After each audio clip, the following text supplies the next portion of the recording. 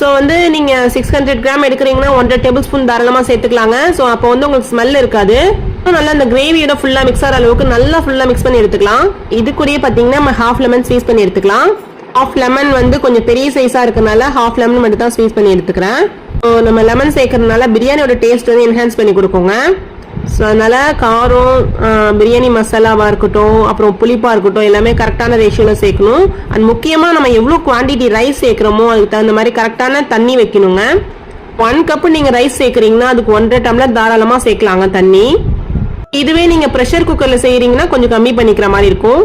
So நம்ம வந்து தண்ணி சேர்த்தாச்சு. நம்ம பிரியாணிக்கு தேவையான உப்பு சேர்த்துக்கலாம். இன்னைக்கு வந்து நான் 3 அளவுக்கு வந்து ரைஸ் எடுத்திருக்கேன். ஸோ அதுக்கு வந்து பார்த்தீங்கன்னா 4 டம்ளர் தண்ணி சேர்த்துருக்கேன். ஸோ நல்லா வாஷ் பண்ணிவிட்டு ஆல்ரெடி முன்னாடியே ஊற வச்சுட்டேன். ரைஸ் போடுறதுக்கு முன்னாடியே பார்த்தீங்கன்னா ஒரு 20 மினிட்ஸ் பக்கம் நான் வந்து அரிசியை ஊற வச்சு நல்லா வாஷ் பண்ணிவிட்டு, ஸோ அந்த மாதிரி தண்ணி நல்லா கொதி வர ஆரம்பிச்சிடுச்சு பாருங்கள். ஸோ அதுக்கப்புறம் நம்ம வந்து ரைஸ் எல்லாத்தையும் கொஞ்சம் கொஞ்சமாக சேர்த்துக்கலாம்.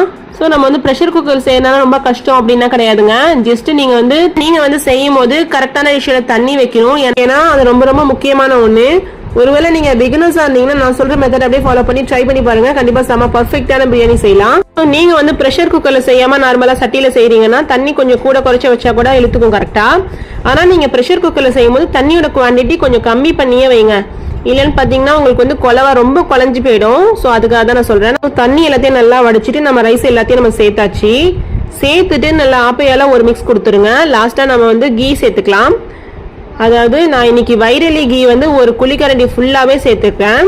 இது நல்லா சேர்த்துட்டு லைட்டா ஒரு மிக்ஸ் கொடுத்துருங்க ஃபுல்லா. ஸோ அதுக்கப்புறம் கேஸ் கட்னா செக் பண்ணிட்டு நீங்க விசில் வச்சுக்கலாம். பாருங்க நல்லா கொதி வர ஆரம்பிச்சிருச்சு. நம்ம விசில் வச்சுக்கலாம்.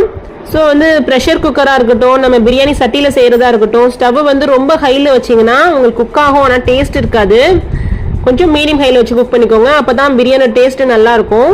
இதுக்கு வந்து நம்ம கீ சேர்த்துருக்கோம்ல, ஸோ அது வந்து லாஸ்ட் மூமெண்ட்ல சேர்த்தீங்கன்னா இன்னொரு ஃப்ளேவர் நல்லா என்ஹான்ஸ் பண்ணி கொடுக்கும் பிரியாணிக்குன்னு.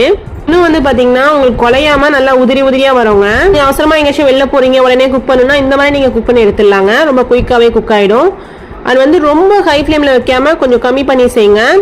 ஸோ அப்போ தான் வந்து பிரியாணியோட டேஸ்ட் ரொம்ப நல்லா இருக்குங்க. ஒரு விசில் வச்சு 5 நிமிஷம் சிம்மில் வச்சுருங்க. ஸோ வந்து பார்த்தீங்கன்னா ரொம்ப அழகாக வெந்துடுங்க.